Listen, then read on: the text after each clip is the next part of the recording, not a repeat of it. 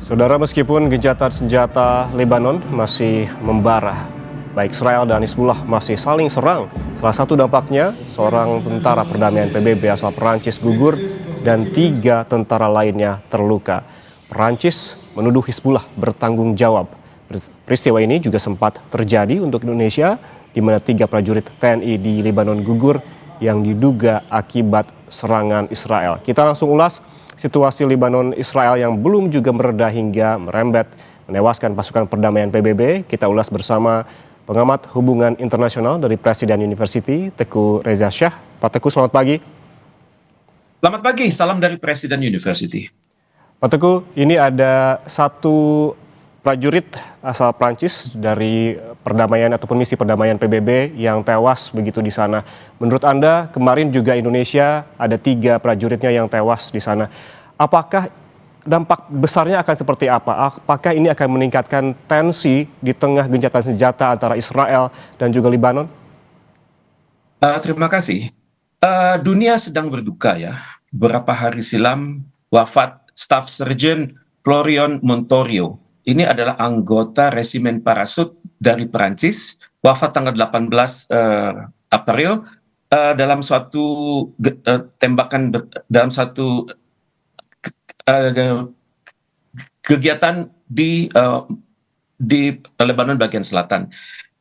Ini peristiwa ini sangat mengejutkan dunia karena beberapa hari sebelumnya telah wafat 3 personil dari Indonesia, yakni Mayor Infanteri Zulmi Aditya Iskandar, Sersan Kepala Anumerta Muhammad Nur Ihwan, dan Kopda Anumerta Farizal Ramadan juga gugur di lokasi yang sama. Konteks dari wafatnya para serdadu ini adalah kombinasi antara artileri, ledakan kendaraan, dan juga konflik bersenjata di tengah konflik yang terjadi antara Israel dan Hizbullah. Ini membuka mata dunia bahwa keadaan di Lebanon ini sangatlah serius. Dunia mempertanyakan keberadaan Israel yang tidak kunjung meninggalkan Lebanon bagian selatan. Dunia mempertanyakan juga kemampuan dari UNIFIL menjalankan tugas pokoknya, dan juga dunia mempertanyakan bagaimana nasib negara-negara lainnya yang memiliki personil dalam jumlah besar. Indonesia terbesar 755, kemudian Perancis 605, dan Italia 754. Walaupun keadaan ini sangat mengagetkan negara-negara yang memiliki personil dalam jumlah besar, tapi negara-negara yang memiliki personil dalam jumlah kecil juga was-was, karena tidak mustahil peluru kemudian peluru kendali itu tidak bisa membaca di mana orang berada. Sekali koordinat sudah dibuat, maka peluru kendali itu akan melesat. Jadi keadaan kegentingan juga diderita oleh delegasi dari Armenia, walaupun mereka hanya memiliki 1 orang personil, dari Mongolia yang memiliki 4 personil, Kenya dengan 2 personil, dan juga Uruguay dengan 3 personil. Ini sangat menyentuh hati 47 negara sekaligus yang saat ini memiliki total personil di sana sekitar 7.505 personil. Jadi dalam keadaan ini dunia mengandalkan statement ya. Statement resminya dikatakan oleh Perancis bahwa pemerintah Perancis mengatakan ini dilakukan oleh organisasi bukan negara. Tapi media massa mengatakannya ini adalah tanggung jawab dari Hezbollah. Kemudian juga kalau kita berbicara organisasi non negara, ini juga bisa berarti masyarakat sipil, ini juga bisa berarti organisasi-organisasi yang tidak terdaftar di PBB tapi berada di sana. Ini suasana masih simpang siur, tapi saya pikir kita harus terbuka dengan mengikhlaskan agar penilaian dilakukan oleh otoritas Prancis, dilakukan oleh otoritas UNIFIL, terutama sekali UNIFIL karena mereka memiliki tanggung jawab berada di Lebanon ini sesuai dengan resolusi nomor 425 tahun 1978 dan juga resolusi nomor 426 tahun 2078. Tugas UNIFIL ini memang sangat berat ya. Mereka harus menjaga keamanan di Lebanon Selatan, memantau penghentian permusuhan, mereka mendampingi tentara Lebanon, mereka membantu akses kemanusiaan, mereka memantau perdamaian, kemudian mereka juga mengawasi penghentian permusuhan, kemudian juga mereka mengkonfirmasi penarikan mundur pasukan Israel dari wilayah tersebut. Ini adalah tugas sehari-hari dari UNIFIL, tidak terhitung lagi misalnya jika mereka dimintai oleh masyarakat sipil untuk membantu kegiatan-kegiatan yang kritis menurut mereka, misalnya rumah meledak, kemudian ada anggota-anggota yang hilang. Ini adalah tugas mulia dari UNIFIL, di mana kita memiliki personil dalam jumlah yang terbesar saat ini. Jadi tugas UNIFIL itu selain dari mandatnya adalah juga tugas-tugas kegiatan sehari-hari. Jadi misalnya terjadi keributan antara kelompok, itu kembali UNIFIL yang bertugas. Kemudian ada kegiatan-kegiatan misalnya kebakaran, ada keributan antar penduduk, mereka juga minta UNIFIL yang bertugas. Jadi ini adalah hal-hal yang terjadi setiap hari, dan untuk itu semua pasukan UNIFIL itu memang berada dalam keadaan siaga, tapi kondisi di lapangan ini sangat pelik, juga cuaca yang berubah, kemudian sikap ketahanan mental juga teruji karena mereka yang berada di UNIFIL tersebut juga harus memikirkan bagaimana keadaan keluarga mereka di tanah air, karena biasanya keluarga ikut cemas. Ada misalnya delegasi Perancis yang meninggal, tentunya keluarga berpikir apakah tidak mustahil ada delegasi dari negara lain yang terlibat, bagaimana anak saya, bagaimana suami saya. Jadi ini adalah hal-hal yang terjadi di kalangan UNIFIL tersebut.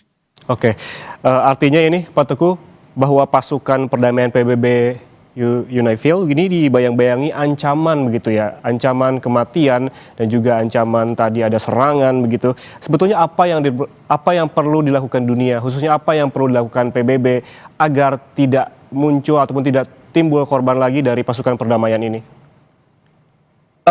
Kita bisa melihat dari situasi keamanan dan juga situasi dari Lebanon itu sendiri ya.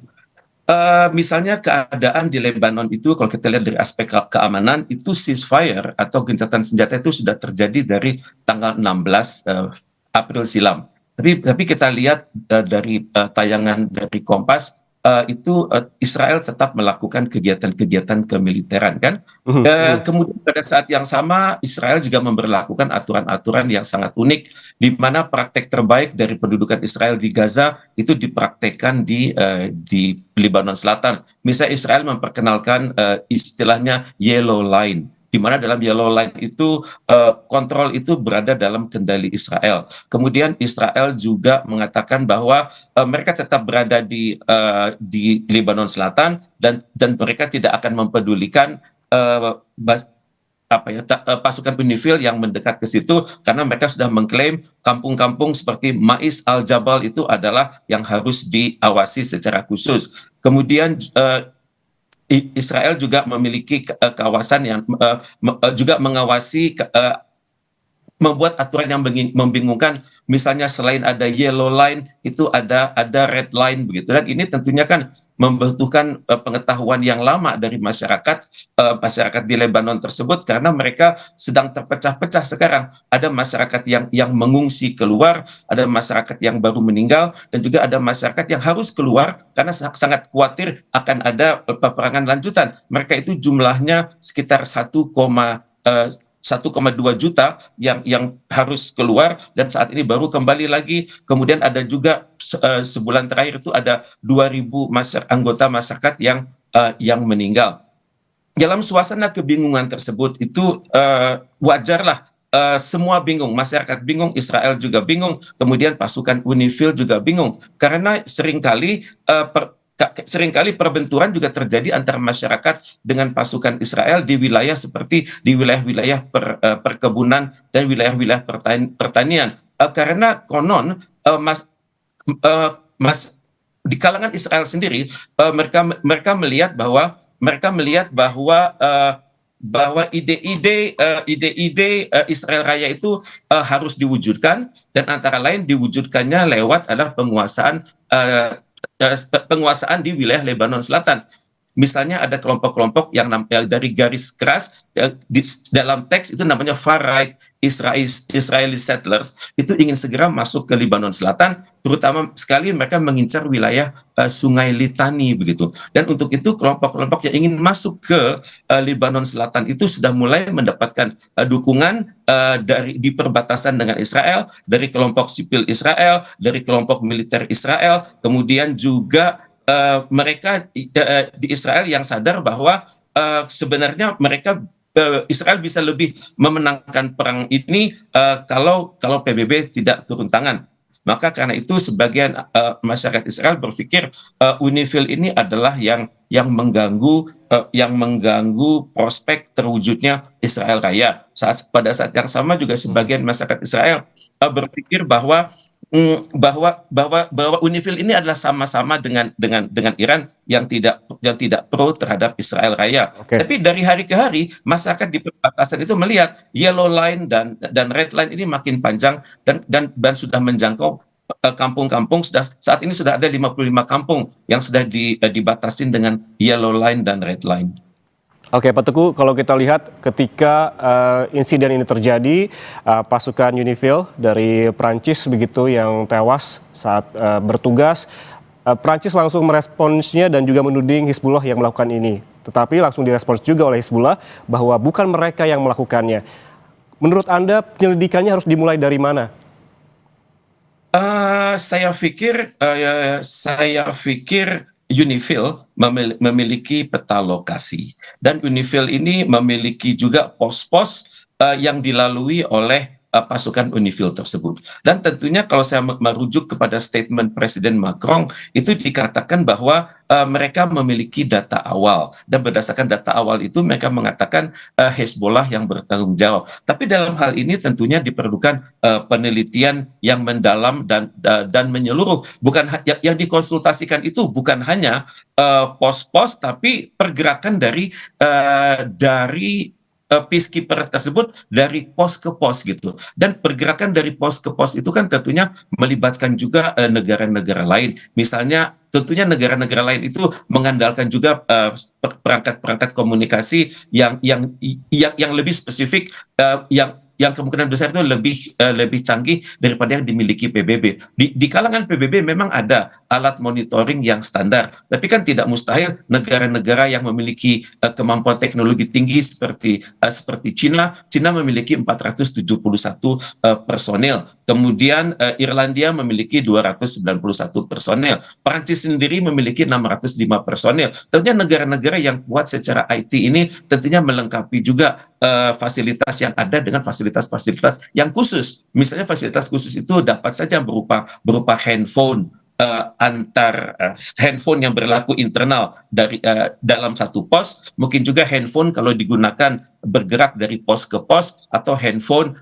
untuk berhubungan mereka dengan keluarga mereka di kampung halaman.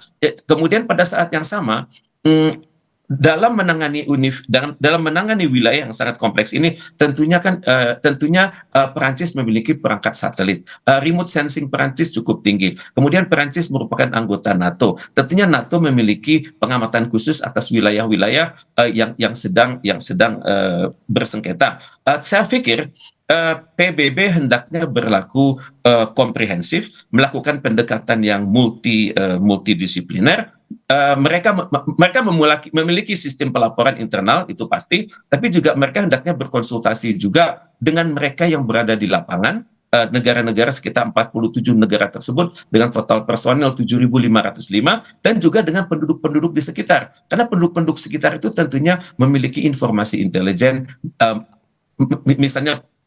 misalnya kendaraan nomor berapa dari UNIFIL yang lewat, dan kemudian kendaraan nomor berapa dari sipil yang lewat, semua harus ditanya dengan metode penelitian grounded research.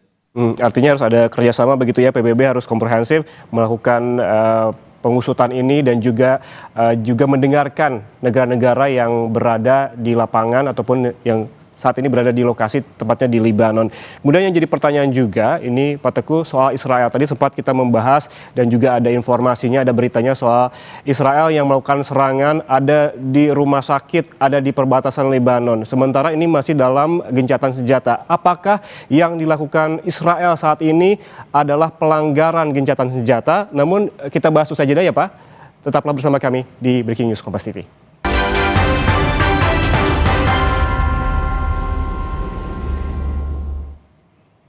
Anda masih bersama kami di Breaking News Kompas TV, Saudara, dan kita lanjutkan perbincangan bersama pakar hubungan internasional dari Presiden University, Teguh Reza Shah. Pak Teguh masih bersama kami. Pak Teguh? Ya. Oke. Selamat pagi, salam dari Presiden University.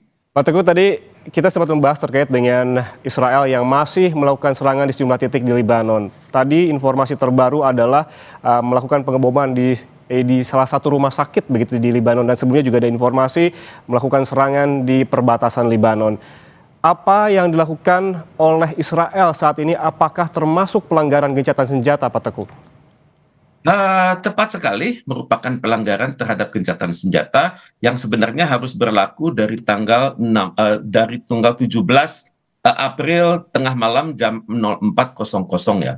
Tapi kalau kita berbicara soal gencatan senjata, soal perang kan, tentunya kita harus berpikir apa yang ada dalam benak para pemikir-pemikir Israel tersebut kan. Mungkin di satu sisi mereka berpikir, oke, kita catat gencatan senjata, tapi kan siapa yang monitoring? Kemudian apakah ada bukti bahwa kegiatan-kegiatan kami ini bisa terawasi? Apakah mungkin UNIFIL itu mengawasi pergerakan yang sampai ke detail-detail pelosok-pelosok kampung? Ini kan hal yang sulit dibuktikan. Tapi paling tidak, di kalangan pemikir besar Israel, itu mereka memiliki satu skenario namanya Israel Raya ya. Ya, ini Israel Raya itu mencakup area yang luas dari Sungai Nil di Mesir hingga Sungai Efrat di Irak. Dan di dalam blok kotak ini itu termasuk Yordania, Palestina, Lebanon, Suriah, dan sebagian Arab Saudi. Jadi Lebanon ini sebenarnya masuk dalam radar Israel untuk dikuasai gitu. Dan kalau kita perhatikan sejak adanya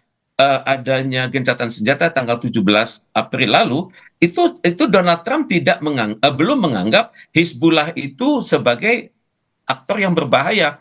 Tampaknya Trump masih berpikir Israel itu masih bisa mengawasi keadaan, dan UNIFIL melakukan berbagai perbaikan sejak wafatnya 3 personil dari Indonesia tersebut. Kalau boleh, saya hanya mengatakan bahwa Trump itu mengatakan, saya berharap Hizbullah bertindak dengan baik dan benar selama periode waktu yang penting itu. Trump tidak menggunakan kata-kata yang sarkastik ya, misalnya pembunuhan, kemudian pelanggaran, tidak, tapi hanya berkata, saya harap Hizbullah bertindak dengan baik dan benar selama periode waktu yang penting tersebut. Jadi saya pikir kita harus merujuk kepada PBB yang melakukan pendalaman, karena bagaimanapun juga dalam suasana gencatan senjata itu sangat terlarang dilakukan kegiatan yang menyasar manusia, pemukiman, lembaga pendidikan, kemudian pembakaran, pemboman, bahkan meracuni sumber-sumber air. Itu juga sesuatu hal yang terlarang dalam hukum internasional. Tapi kalau hal ini sudah terjadi, ya siapa sih yang bisa menghakimi Israel? Karena bagaimanapun juga menghakimi itu kan harus ada bukti-bukti awal, dan bukti-bukti awal itu membutuhkan juga bukti forensik, karena tidak bisa kita katakan ini adalah pelakunya adalah Hezbollah, ini pelakunya adalah Israel, ini pelakunya adalah settler, ini adalah pelakunya di wilayah desa. Tidak bisa. Bolehlah informasi dasar itu diperoleh, tapi informasi dasar hendaknya didukung dengan informasi, dengan data-data forensik yang cross certified gitu. Jadi ada paling tidak tiga referensi untuk mendukung sebuah fakta yang dapat dikatakan melanggar gencatan senjata tersebut. Yang kita belum lihat adalah bagaimana satelit NATO itu memonitor begitu. Karena satelit NATO itu kalau kita lihat ya di Google Earth, mereka kan bisa memonitor rumah dari jam ke jam. Kemudian kenapa satelit NATO ini tidak digunakan? Kemudian kenapa juga satelit Uni Eropa tidak digunakan buat memetakan wilayah secara sangat detail. Karena kalau terjadi sesuatu, paling tidak 10 menit sebelumnya sudah ada gerakan gitu, di mana penumpukan orang, di mana penumpukan senjata, di mana penumpukan handphone, kemudian apakah ada handphone yang terdaftar di Lebanon, apakah ada handphone yang terdaftar di Israel, atau ada handphone yang menggunakan satelit. Tentunya data-data ini yang harus dimiliki oleh UNIFIL begitu, sehingga mereka bisa memiliki data informasi yang benar, sehingga dunia juga tidak dengan serta-merta mengiyakan apa kata Macron, dan juga tidak mengiyakan apa kata Hezbollah, dan juga dengan tidak cepat-cepat mengatakan apa yang dikatakan oleh pemimpin Iran itu pasti benar. Tidak.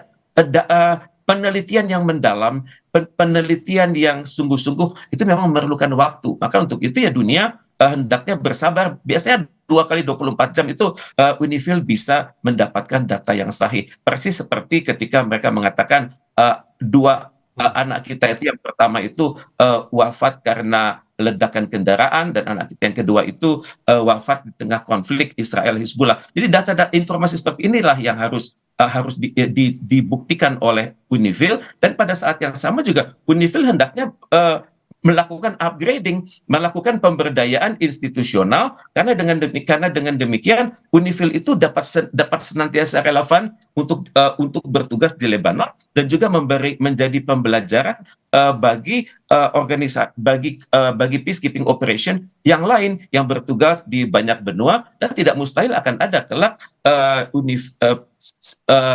peacekeeping operation atau pasukan perdamaian yang bergerak di wilayah-wilayah konflik yang baru. Jadi kita untuk itu tentunya PBB harus senantiasa siap melakukan revisi, siap melakukan revisi, kemudian juga restructuring, karena seperti kita ketahui bersama, masalah keamanan itu berkaitan juga dengan masalah pembangunan. Kita ketahui bersama. Tadi kita sudah berbicara masalah keamanan di wilayah Lebanon Selatan. Tapi kita juga sadar bahwa Lebanon sebagai suatu negara itu juga sangat kompleks pengurusannya. Ini urusannya yang sangat berkelindan begitu. Misalnya dunia kenapa tidak mengkritisi? Di Lebanon mengalami economic collapse. Kemudian mata uangnya drop, kemudian korupsinya tinggi, kemudian juga infrastrukturnya tidak beres. Jadi ini juga hal-hal yang harus dipahami oleh dunia, tidak hanya fokus kepada masalah kematian awak UNIFIL, tapi juga masalah-masalah makro di sekitarnya. Karena kalau masyarakat gelisah, masyarakat ada ketakutan, maka tentunya pergerakan dari tentara Israel yang sekecil apapun kan menakutkan, sehingga terjadi efek berantai begitu. Dan kita jangan hanya melihat ujungnya saja, tapi ini adalah sebab akibat dari proses panjang yang terjadi di level kenegaraan Lebanon sendiri. Oke, sentimen-sentimen termasuk makro juga perlu diperhatikan begitu oleh UNIFIL terkait juga dengan keselamatan pasukannya yang berada di lokasi begitu. Kalau kita berbicara lagi soal Israel ini Pak Teguh, kayaknya ini Israel bukan kali pertama melakukan pelanggaran gencatan senjata. Sebelumnya juga pernah hal serupa terjadi di jalur Gaza. Ada gencatan senjata namun hari demi hari Israel masih melakukan serangan di jalur Gaza. Menurut Anda apakah kesepakatan gencatan senjata dengan Israel adalah hal yang sia-sia kalau melihat tindakan sebelumnya? Kalau saya menempatkan diri dalam cara berpikir kalangan Timur Tengah, itu mereka melihat bahwa Israel dan Amerika Serikat itu kalau sudah berbicara masalah gencatan senjata itu tidak bisa dipercaya. Tapi bagaimanapun juga negara-negara dunia ini yang bertikai ini juga memerlukan klaim bahwa mereka itu cinta damai. Jadi di satu sisi mereka menghendaki bebasnya gencatan senjata, tapi di sisi lain pelatuk di kalangan mereka juga dihidupkan begitu. Dalam bayangan negara-negara di Timur Tengah, Israel dan Amerika Serikat itu kalau bicara itu nggak bisa dipercaya begitu. Kemudian kalau terlibat dalam permufakatan mereka akan ingkar. Dan kalau sudah sama-sama terlibat dalam operasi bersama, mereka itu akan menggunting dalam lipatan. Jadi ini adalah dalam bayangan negara-negara di Timur Tengah, terutama sekali Iran. Karena Iran sendirian, negara-negara di Timur Tengah itu selama ini menderita dikotomi yang dibuat oleh kekuatan-kekuatan besar di dunia, Sunni lawan Syiah. Tapi kalau sudah menyangkut pemahaman mereka atas perdamaian itu pendapat mereka sama. Dan juga pada hari ini kita mulai melihat bahwa istilah Sunni dan Syiah itu sudah mulai menyatu karena mereka semuanya sadar bahwa musuh besar mereka itu adalah Israel dan juga Amerika. Jadi ini yang ide-ide ini yang sebenarnya sudah ada di Timur Tengah. Jadi kalaupun Israel, Amerika Serikat dan juga PBB mengharapkan gencatan senjata, tidak ada jaminan gencatan senjata itu akan karena Oke. Amerika Serikat dan Israel memiliki teknologi lebih tinggi untuk membuktikan, dan pembuktian itu bisa benar-benar salah bahwa di dalam instalasi sipil itu terdapat kegiatan militer. Baik, baik. Ini sangat berkelindan seperti yang disebutkan oleh Pak Teguh tadi, bahwa memang banyak sekali yang harus diperhatikan ini, baik internalnya maupun secara globalnya, begitu, hingga mengetahui akar masalah yang tengah terjadi di Libanon ini, termasuk juga dengan sejarah begitu ya Pak Teguh, di mana Israel ini beberapa kali melanggar gencatan senjata bukan hanya di Libanon tetapi juga di jalur Gaza. Tapi terkait dengan hal lain ini Pak Teguh, soal Selat Hormuz, kita berbicara di Iran begitu yang masih melakukan blokade penutupan Selat Hormuz, di mana keputusan ini juga dilakukan sebelumnya setelah ada klaim dari Amerika Serikat bahwa sepenuhnya Selat Hormuz dibuka, kemudian Iran kembali memberikan statement bahwa tidak ada pembukaan Selat Hormuz dan Selat Hormuz kembali ditutup pada beberapa hari yang lalu. Namun kita bahas usai jeda, Pak Teguh tetaplah bersama kami di Breaking News Kompas TV.